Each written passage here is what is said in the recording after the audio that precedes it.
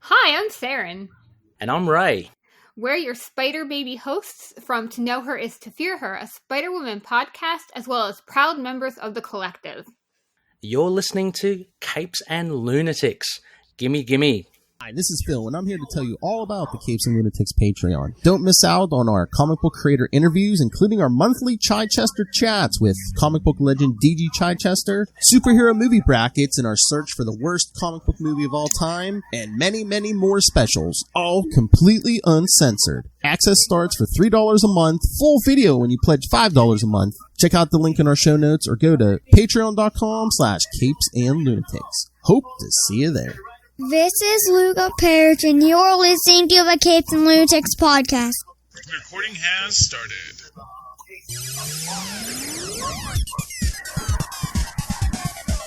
Hello and welcome once again to Superconnectivity. I'm your host, Charlie the Professor Esser, and with me, as always, is the blue-eyed bomber from the Burger Pits, Phil, me, and Perich. Welcome, Phil. So glad you could join us again. Oh, my goodness me. So, we got a lot of comic books to get to tonight. But first, the news. So, we got our new Spider-Man trailer. Spider-Man No Way Home. Look at all our cool toys. And, of course, the big story out of Brazil is that someone, accidentally put too long of a clip into the Brazil version where you got to see, as the lizard attacks, him getting knocked back by some force. Now, I'm going to jump back a bit on this, because first I'm going to say, do you think that was an accident? Or do you think they intentionally let something out in Brazil expressly to say, oh my goodness, toodle-dee-dee, how did that happen? And then, because the whole idea is that, Brazil, it's a major market. I'm not trying to take away from Brazil, but it is Brazil. And so the rest of the world's like, well, Brazil is a major market, but I mean, could I really believe I'm not in Brazil? I didn't see it. I didn't see it happen in Brazil. Am I sure this is real? I don't know if they're that Machiavellian, behind the scenes. I mean, maybe, but I don't know. I just always believe a lot of the time where it's just like, oh, that's such a small detail. They'll never see it. Meanwhile, people are like blowing up screen images and stuff. And yeah. Well, they've been releasing this stuff on the internet for a while. Yeah. And to be fair, they intentionally made the Green Goblin release on the poster very small, knowing it would be blown up. Mm-hmm. So I get here's the thing. I really feel everything in No Way Home is trolling us somewhat. But if we assume it's not a complete troll and that all of this stuff takes place in the first 15 minutes of the film, there is a lot to unpack in it. Yes. And we'll get to who is kicking the lizard later, because there are a couple of options. And the actual likely answer is the one everyone's going to be mad about, but it's also just the most likely answer. But getting back here, first I want to talk about, of course, the hero of the film, Dr. Otto Octavius, because we do see in this, as he's fighting Peter in his nanotech armor, which is an important point in all of this, is that he's fighting Otto. Otto grabs him and tears off a piece of his armor. Then that nanotech integrates into Otto's arms. Ooh, that's how we get red arms. Okay. That's how we get the red arms. And then we get him saying, "You're not Peter Parker." But what's important about this is, what do these nanobots do? And do you know what these nanobots do, Philip? What? They fix the arms. Ooh. Because as you will recall, the entire reason... The chip, yeah. The chip got burnt out. This fixes the chip. And now, all of a sudden, once these things are in the arms, Otto's back in control. Which is why we later see him talking to the Scooby Gang. I hope they're not laughing at his name. That's very punk. I'm sure. What? I would hope they're laughing at him that he says that his name, that they call him Dr. Octopus. Yeah. That's funny, but like, I'm Otto Octavius. Like, really? That's pretty cool as a name. Yeah. Well, Otto Octavius. Yeah, Otto Octavius is a cool name. I think it's just like, that's such a leap from Octavius to Octopus. Okay. Dr. Octopus. Yeah, I mean, whatever it is, it's just. Like I said, I don't think they're laughing at his name there. That would not. I don't think that's in character for them. Yeah, no. Or if they are, there's something else going on there. So wait a minute. You just gave me a thought. It's like, okay, so if that nanotech like kind of goes into those arms, I mean, are we going to start getting Stark tech? Like, is it going to? Thanks to this movie, is Stark tech going to spread through the multiverse? Is that what Armor Wars is going to be? I mean, it's possible. I mean, I don't know. I never really thought of Armor Wars as a multiversal situation. I mean, in the comics, it was Tony Stark going, a lot of his technology got out there and he was trying to rein it back in before he's like, I don't want to be responsible for my tech killing people if it's in the hands of like villains and stuff. So actually, I'll go you where it might go. That might be a place that people didn't think of is AI nanobots kind of starting to operate on their own. And it becomes a situation where this AI nanobot tech, which got loose after Tony, because that's the thing. They're like all these self-contained little robots that are seeking to self-organize. They organize in certain environs, and this could be a lead into that, because obviously we see that they can merge with another universe's tech, which means that no matter what the tech is, it can merge with it, and it can build it out. And then what if these things start integrating into other things and start to get out of hand? And that's what the Armor War is going to be, is, Rhodey and Ironheart working to try and unbreak the nanobots, because, of course, it's getting out of hand, because now they're sentient, and now they're, they call themselves Friday, or they call themselves Ultron.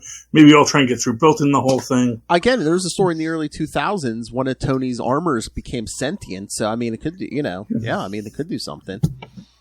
Yeah, and the idea of an actual sentient armor could be a really interesting concept, especially with these nanobots forming their own little network and building themselves out. So that's a real interesting possibility that could be teased here.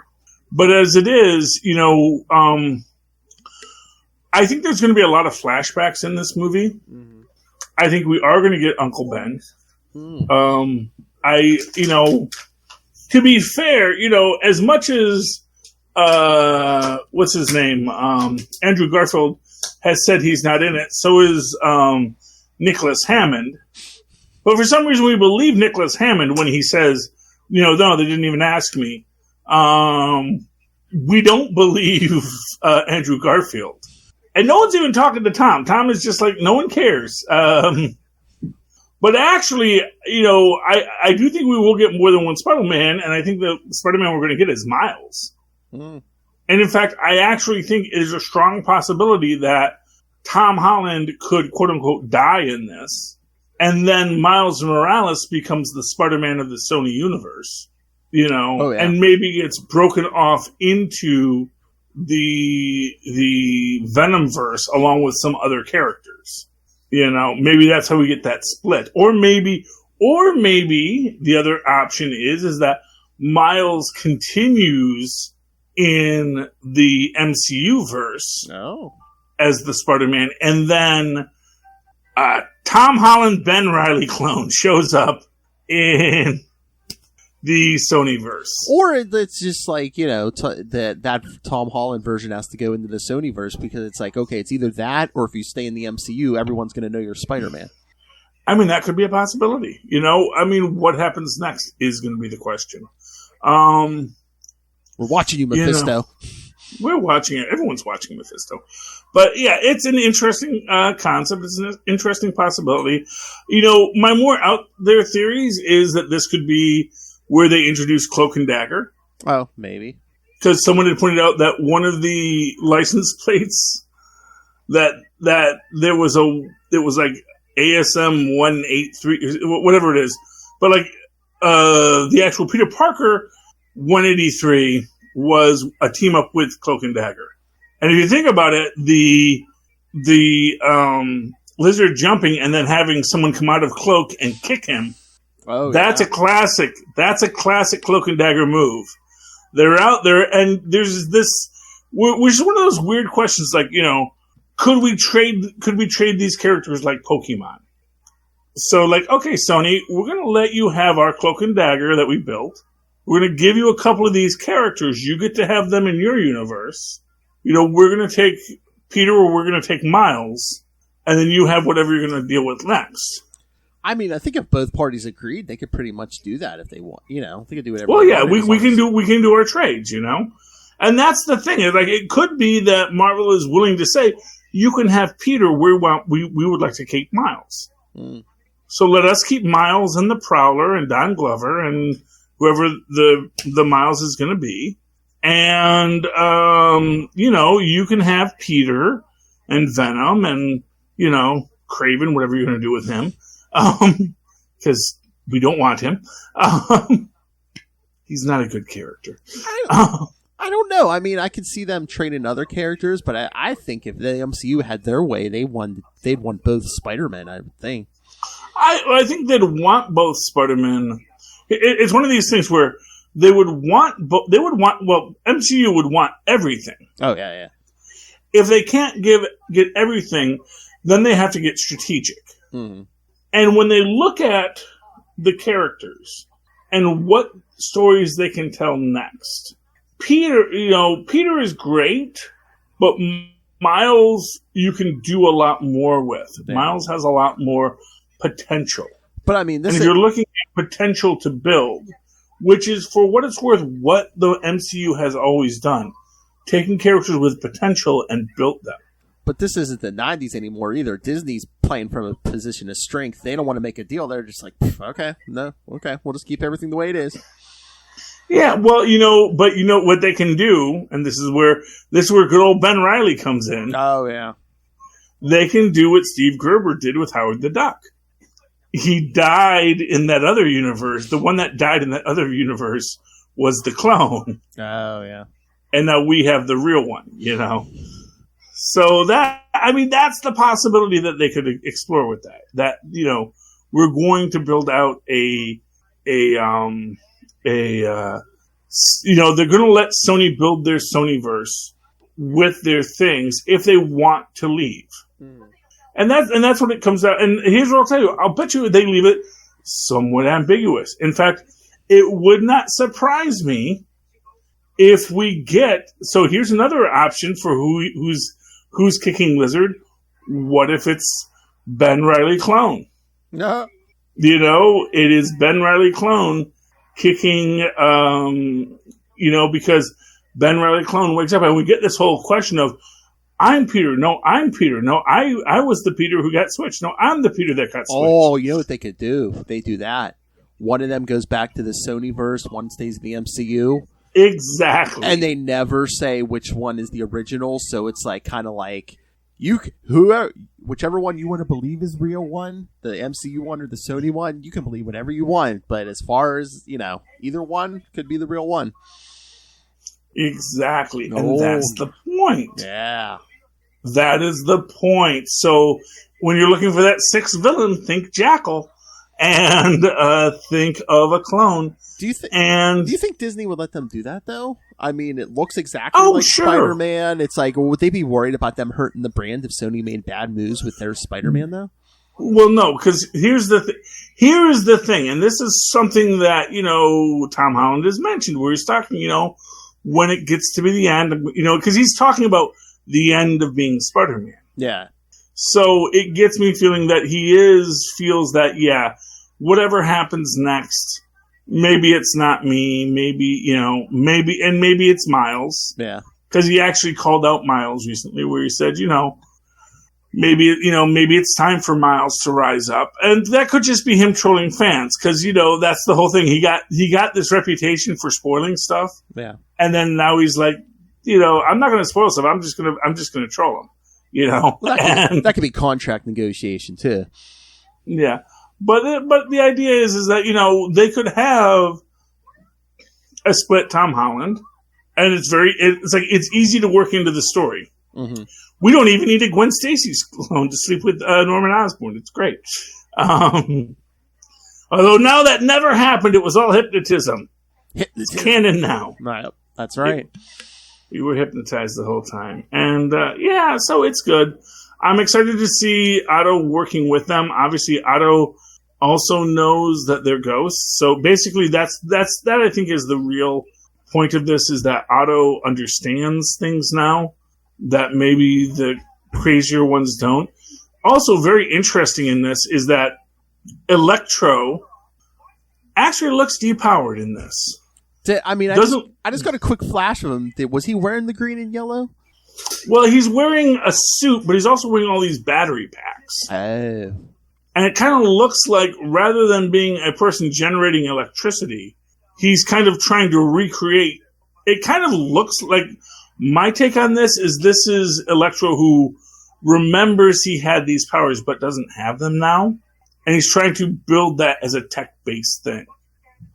And he builds himself an Electro because he makes this whole point. I will not let you take this away from me. You know, I will not let you send me back to wherever. Maybe his powers don't work in the MCU, yeah. Yeah. And then we get the telling line from Doctor Strange in this that it might not even be that his powers don't work. It's like, you know, Doctor Strange says these are all people who died fighting Spider-Man. Mm-hmm. And then the idea then becomes, well, maybe they are, you know, maybe coming back as ghosts, you know, their powers don't come with them, but Otto's arms came with him because they're his arms. But then how does the Sandman work, you know? Or they're just getting plucked from different points in the timeline, but they plucked Max Dillon from before he got his powers, but somehow he remembers having them. Yeah. There's any number of possibilities of what it's going to be, and that's the whole thing. Is like there's going to be possibilities. There's a lot. For as much as people think, oh, this is what's going to happen, we really have no idea. Oh yeah. You know, that's the thing. Is like, I don't think anyone thought from everything we saw in the Eternals that what happened in the Eternals was going to happen in the Eternals. You know, I mean, I'm sure we thought, oh, it's kind of a Marvel's Justice League. And then it's like, oh, wow, it's really Marvel's Justice League. But, like, you know, better. And not 4 hours long. Yeah. You know, it's like, oh, wow, okay, that's way more motivation for a sulky, mean Superman. So... Yeah, you know, for our battle of the worst superhero movies ever, I think it's unfair that Marvel gets to have both the worst and the best superhero films. Oh my! Although to be fair, I have not seen Steel yet. So, but Shaquille O'Neal's so lovable, I can't imagine it is that unwatchable. I'm just saying. I think by sheer power of Shaquille O'Neal himself, that movie can make it across the finish line and not be the worst superhero film ever made. Moving right along. You want to talk some comics, Phil? Yeah, let's talk some comics. Yeah, so let's open up with my Indie of the Week that we teased last episode. Actually, no, Lilith, you there? No, I don't think she's here. No. Okay, so if she shows up, we'll do that. And if she misses it, then we'll do something else. Okay, let's talk Elvira meets Vincent Price. All right. My Indie of the Week by Dynamite Comics. Very fun. You know, we're in Cairo because it was the pyramids. They're looking for the writer of the film. They track him down. He's working at a secret temple that he has discovered that he never told anyone about, which is ever so much fun because, it's good to know that Egypt still has secrets that aren't in the British Museum. Yeah, they call you out, British Museum. Take it. We got these two guys. There's a couple of Laurel and Hardy guys here with the fezzes on. Trying to see if we get their names here. Norville and I think it's Norville and Walter. But they're very much meant to be Laurel and Hardy stand-ins. And, of course, they get thwarted by Elvira and Vincent. But at the end, they do have to face off against the evil lady in this, who is Amunet. and she gets the scroll of all things at the end of all things. The whole plot line here is that she said she had the scroll of the end of all things, but actually she didn't. But, of course, that led Elvira and Vincent Price to track down the real one, which then Norville and the other guy found, and then she can now steal back. And, of course, that leaves us with Aminette and Elvira in our next issue, which, of course, is Inglorious Bastet. See you in 30 days, true believers. That was number 5, you said, right? That was, number 3. Oh, number 3. Okay.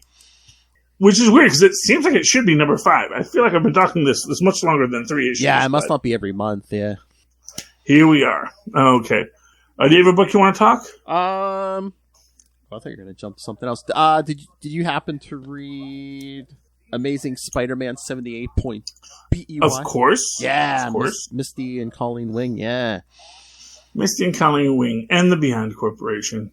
Yeah, and them, like their partnership with Monica is cool. Yes. And testing the limits of what the Beyond Corporation can and cannot see. Which, of course, emphasizes the fact that I think these are human-level beings with limitations in what they can do. Which I find interesting. They gave them an antimatter bomb. They gave them an antimatter bomb, and they gave the Obsidian Star, which is, and honestly, I feel bad for this monster in this. Oh, yeah. It's like he exists to be a MacGuffin, and where do we go with this? And it almost seems like a setup, too. It's like one of these things where it's like, oh, they're like, you know, maybe it's just because I read Suicide Squad, but now I'm like starting to think about double crosses. Like, I totally feel like in Suicide Squad, which we reviewed last in Capes, yeah, that Amanda knows that everyone's plotting against her, and she's positioning them so that she can have her big reveal. And I kind of feel like the fact that they're getting that Obsidian Star to Monica is like that's what they wanted the whole time. Yeah, that's my take on that. Here's another book I read. Shang-Chi number 6. Ooh. It is interesting because, as you know, for those who aren't aware, what the plotline in the current Shang-Chi is, Shang-Chi, he is trying to reform the 5 Weapons Society, but he's doing it through the criminal underworld. There was a whole incident with a stolen cosmic cube that Shang-Chi thought he returned but didn't. You basically have this whole thing with, there was a sword forged of the god of thunder, of blades and thunder. Actually, I don't know if he's Japanese, Chinese, or he is the god Takimikazuchi. And the entire plotline here then has essentially the Avengers and basically like half the Illuminati and Spider-Man and Thor show up to battle Shang-Chi. And during the fight, Shang-Chi suddenly realizes that, oh, this isn't the actual sword. This is the cosmic cube. My brother did lie to me. He did keep the cosmic cube. And so he returns it to the heroes, but they still don't trust him. Only Spider-Man, the one man, and this is still Peter. I don't think this is Ben yet. Riley still trusts him. I said it was still Peter, not Ben. Why'd you say Riley? Ben Riley is Scarlet Spider. That's the new Spider-Man. Yeah, but you said it's not Ben yet or something. Yeah, it's not Ben Riley yet. Yeah. Anyway. So, and then we get the other group that is one of his sisters is forming the opposition. And we got this guy with his dragon. They're going to take him down because he, too much like his old man is basically what they say. Mm-hmm. So, yeah, I mean, I love the Shang-Chi series. It's been a lot of fun. It's good seeing Shang-Chi fighting people. And it seems like, as OP as Kung Fu is as a superpower, they do play it as if it is a human with the Kung Fu superpower. I don't know if he still has the power to replicate himself. That is one of those questions left unsaid. Did you read Moon Knight number 5? Of course, I read Moon Knight #5. Oh, what did you think? I'm confused. I'll be honest with you. Yeah. You know, there's a lot in it, and I guess so. This redheaded, I don't even remember this redheaded guy before this. Yeah, I think he's almost been just like background, but it's like, oh yes, I've been the villain the whole time. Okay, good to know. So I don't know if they were trying to paint him as like his Jimmy Olsen, and all of a sudden it's like, no, I'm a villain. It's, I guess the new version. Yeah, of well, he wasn't very Jimmy Olsen-y either. He was Zodiac. Yeah, I know. I mean, and they definitely played into that. It's like, oh, golly gee, Mr. Moon Knight. It's like, did this guy ever say golly gee, Mr. Moon Knight? Like it's I said, I think you know. this guy's lucky he had like 1 or 2 lines maybe, but yeah. Yeah, I get it kind of feels like a character who is just not set up for this unless he's in one of the other, was he one of the other vampires? I don't know. Trying to remember. I have to go back and read, but I wonder if they'll even go if Jen McHale write it like an issue coming up where they'll go into this whole thing. It's like, here's how we got, in Moon Knight's circle or whatever. Yeah. Anyway, I mean, I enjoyed it. I enjoyed the psychology of, like I said, this is a great book if you like to read about people sitting on a couch talking to their psychiatrists. Hey man, The Sopranos did it for how many years? Yeah, but this is better than that. Yeah. Because I actually feel there's progress and there actually is a redeemable character at the heart. Yeah. That's the thing of it. And what I think is most interesting and telling about it is just the idea that, he is working through this mental illness and this pain. And honestly, I love the idea that about how, because this is the thing, as I'm reading it, and they're talking about Khonshu and the whole, I will give you all this if you follow me. It's like, dude, that's like what Satan says. And then he's like, yeah, and then I totally did that because that's like what Satan says, It's like I totally betrayed everything I was just for my own selfish reasons. Oh, yeah. And, I found that to be really, really powerful. I mean, like, I hope we get some of this in the new Moon Knight series, which I'm also very excited about. Yeah, they're gonna have to build up. They're gonna have to build up to that, though. It's because this is all after that age of Khonshu and the Avengers and stuff. I mean, there's a lot. But you can do the psychological stuff wherever. Oh yeah. I think they're going to. I think they've already said that he's gonna have the DID and everything. So yeah, I think they're gonna do something. Yeah, I'm not even certain that the psychiatrist exists. Oh. Yeah, I don't know if anyone else feels that, but I feel like I don't know if I've seen that psychiatrist interact with anyone. This might be like a Sixth Sense kind of thing.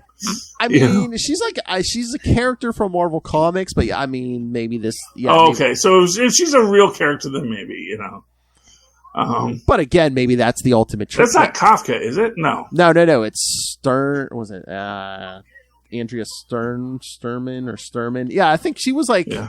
I think she worked with Nomad in the 90s. Was she like in some of those Thunderbolts real quick? But yeah, I'm saying that maybe that's the ultimate gag, though. She is that character is a real character in Marvel Comics, but maybe Moon Knight met her once or twice, and now he's just imagining her. Sort of like, and that would be interesting foreshadowing because they do make the point about how he thought he had a team up with Cap, Wolverine, and Spider-Man, but it was actually just himself the whole time. The Bendis stuff, yeah. Yeah. So, good old Bendis. See, there you go. You're always so mean to him. I mean, I didn't like that he did it, but I like that Jed McKay remembers all the old, threads in all the old stuff. Well, yeah. Well, but that's old stuff. Back in the 90s when things were in the ancient world. Well, it wasn't even that. The Bendis stuff was like, what, 2000s or 20? Or yeah, 2010s? Exactly. It's not old. It's only 20 years ago. It's like me in the 80s talking about, oh man, that's from the 70s.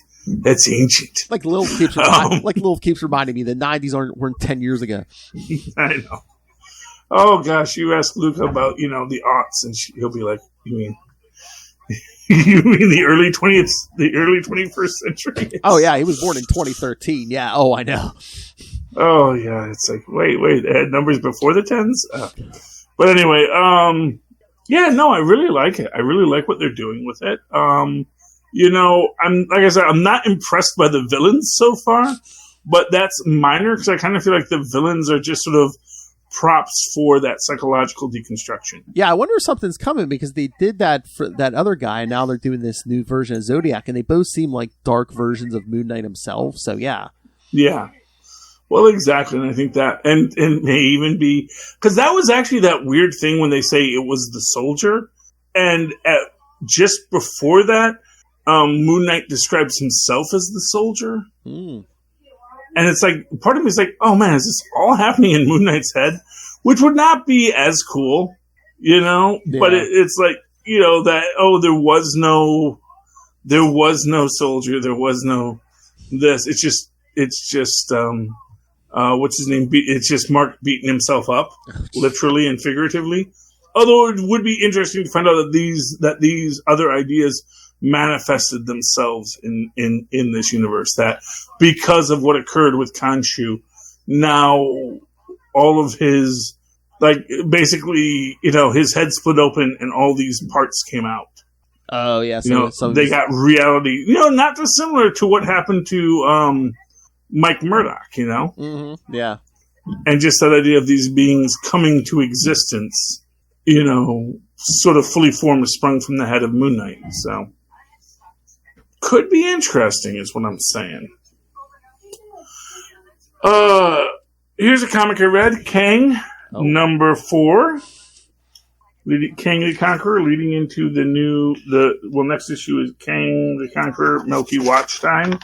We're leading up to Kang Timeless. I think it might be a one shot. It might be a miniseries, but it should be interesting. We're working through Kang's origin, and it's a really good effort to try and like put all the disparate pieces together. And we get back to him ruling the radioactive wasteland, and the actor, not the actor, but the his right-hand man, I want to call him Baltag, who is evil, is going to kill Ravonna, because Ravonna has once again been reincarnated. And he doesn't kill Baltag, but Baltag then kills Ravonna. And he like feels like, oh, I'm a fool, you know, because I tried to be the hero, I couldn't be the hero. But then we find out that he has taken Ravonna, and he basically places her existence throughout time so that he can now go and find her. So it's pretty cool, man. It's like, you know, if you like Doctor Who and the Impossible Girl series and all that kind of stuff, there's some pretty fun ideas here, as well as classic Marvel punch and war, and just Kang as a character, and really explores him in a great way, leading up to, of course, the MCU's stuff and more efforts to make Kang the big bang, the big bad, or the big on-screen presence of the next few years for Marvel Comics, because that's kind of what they're doing. They're not like they want to put him in this spot where is he the villain? Is he the hero? He is just Kang, and it could be interesting to watch. What else you got, Phil? Did you say you read The Thing #1? I did read The Thing #1. Surprised. I thought you would have talked about this before now. Yeah. Well, Lilith said it came last week, but I didn't get it last week. Yeah, neither did I. So I just picked it up this week. Yeah. Yeah, I got it this week as well, and it's weird. Yeah. It's like what it was weird. Yeah. Well, one, it's a flashback. It's you know. Yeah. So this is obviously meant to be like a story set at some point, I guess, in the 80s. You know, it's like if you're gonna set it somewhere, I guess, like, or like with comic books that might have been published in the 80s, but like him and Alicia are still together, but here they're gonna break up. And then what's weird is that so first off, there is like a weird death's head creature that is stalking him, that Hercules can see, but no one else. And then you get the little fairy being and the muse woman, I guess. What her name? Maricellus something. And yeah. But then we see that the other guy, who also got his heart ripped out by this skull guy, is now going to fight the Thing because he believes that Maricellus loves him.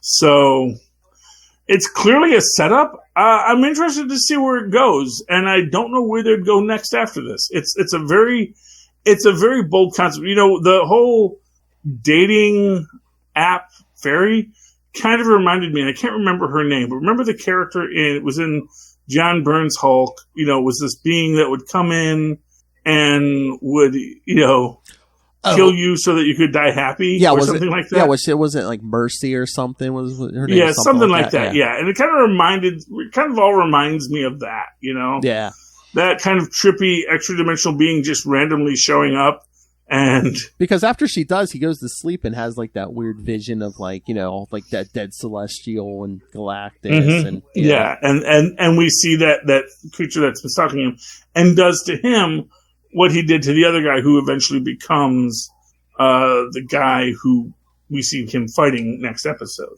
Yeah. So it's interesting, the whole ripping out of the heart and all that kind of stuff. But yeah, again, I don't know when it happens, because it's like you don't even know, is Franklin around, because Reed and Sue are out of town, so is Franklin with them? So yeah, it's very I'm guessing this is pre-Franklin in some way. Maybe.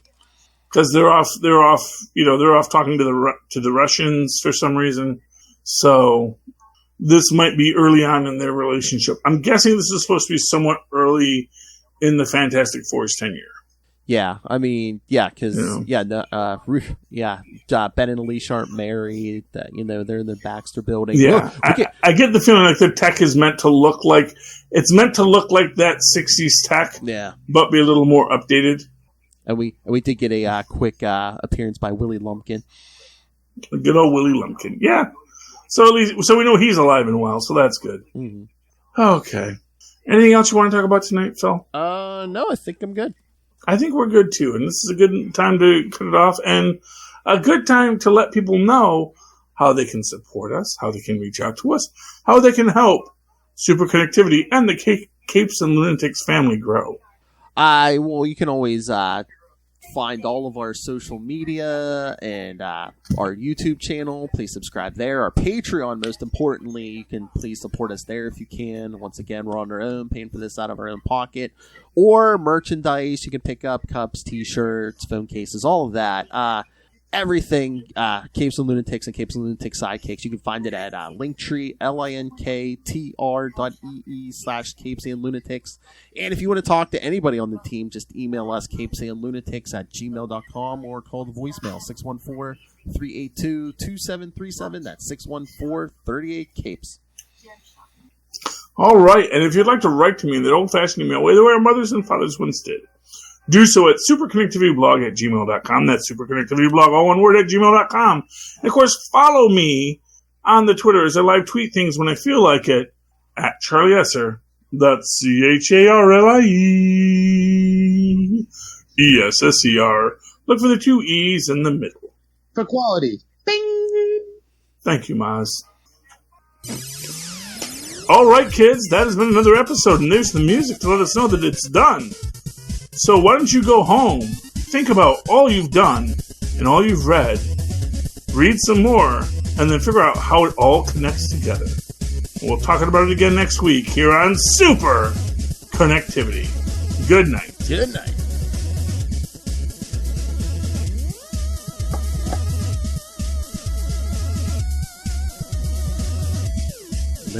Little under a month till Spider-Man.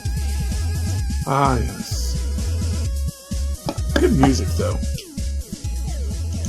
And Dracula's Kung Fu Theater is on Retro TV right now. So enjoy that, kids. The swamp, more than merely a place. It is a churning, seething, bubbling bed of life, of which you are a part. Once you were a man, a chemist named Ted Salas, until one little experiment went somewhat awry. And you changed. The serum that was to have made you a super soldier, combined with the strange forces in the swamp, to make you over into this, a shambling, mindless mockery of your former humanity. The macabre Man-Thing. Man-Thing was created in the early 1970s to capitalize on the growing monster craze, but under writer Steve Gerber it became something quite different. Experimental, surreal, and very, very weird. It was something I loved as a kid, but does it still hold up today, 4 decades after its initial publication? So join me, Paul Matthew Carr, as I attempt to make sense of this cult classic and analyze each issue, putting it in the context of the time it was written and and comparing it to the standards of today. And maybe you too can come to love the world's second most famous swamp-based comic book character as much as I do. The Nexus of All Realities, a Man-Thing podcast, a twice-monthly dive into the bizarre.